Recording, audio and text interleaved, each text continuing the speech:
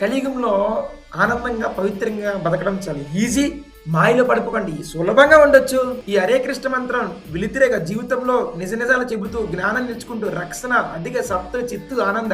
ఏదో ఒక ఆనందంతో రాలే భగవంతుడు. ఈశ్వర పరమా కృష్ణ సచ్చిత్ ఆనంద విగ్రహం 3 స్వరూప శక్తులతో వచ్చాడనమాట. సచ్చిత్ ఆనంద.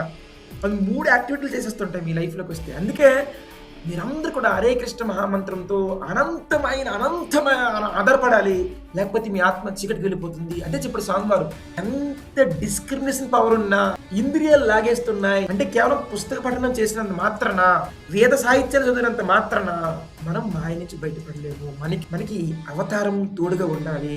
మంచి చెడు అని తెలిసినంత మాత్రాన చెడుని మనం దూరం పెట్టలేము. ఆత్మకి శక్తి లేనంత వరకు, ఆత్మకి ఎప్పుడైతే శక్తి హరే కృష్ణ మంత్రం ద్వారా తగిలిందో అప్పుడు ఆత్మ అహంకారాన్ని కంట్రోల్ చేస్తుంది. సేవకుడివి చెడు పనులు చేయకు. అప్పుడు అహంకారము బుద్ధిని కంట్రోల్ చేస్తుంది.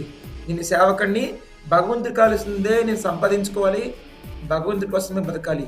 అప్పుడు బుద్ధి కామక్రోధాలకు కంట్రోల్ చేస్తుంది. బుద్ధి మనసులో ఉన్న కామక్రోధాలు కంట్రోల్ చేస్తుంది.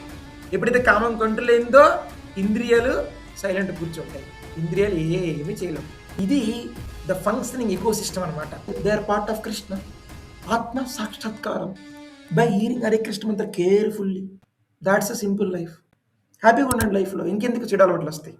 వసుదేవ సుతం దేవం కంసచాణూరమర్దనం